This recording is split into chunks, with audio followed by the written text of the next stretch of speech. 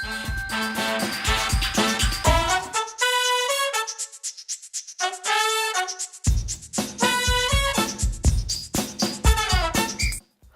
I'm Trixie Malicious, and this is number 1 on the Mondo Movie Countdown.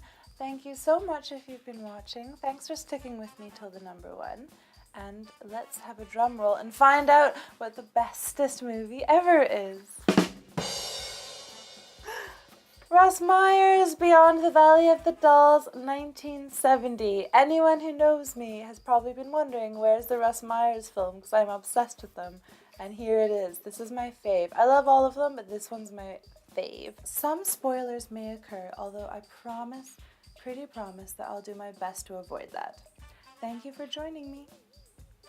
Okay, so Beyond the Valley of the Doll was directed by Russ Meyer.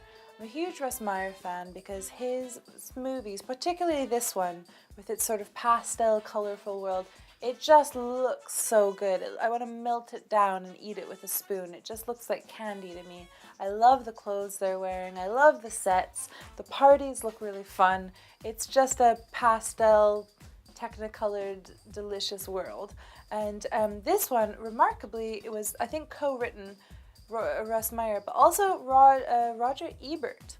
And he was a very famous movie critic, and I love Ebert as well.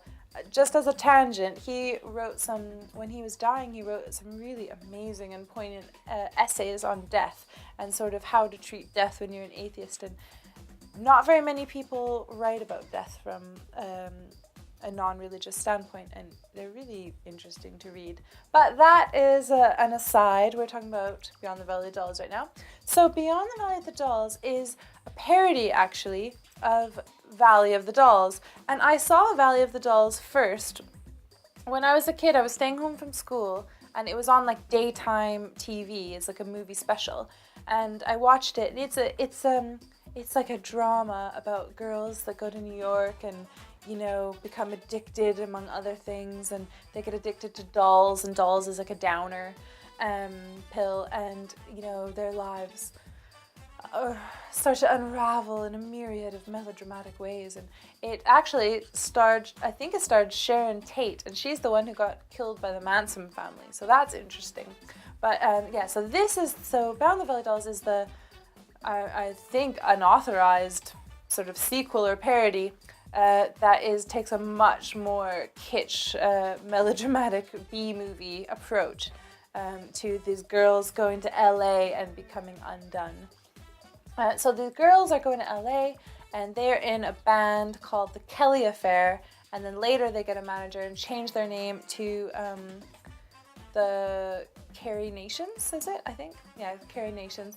And so they get there and they meet this sort of Svengali party maker type called Z-Man. Some people say that he's based on Phil Spector, but I don't. He's very fanciable. I think he's too fanciable to be based on Phil Spector.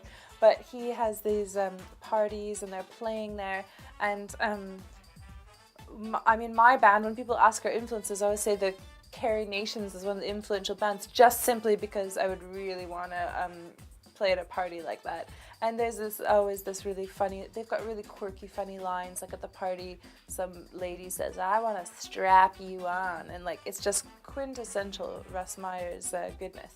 And it's got everything. It's got porn stars, sort of money grubbing gigolos. It's got fist fights. It's got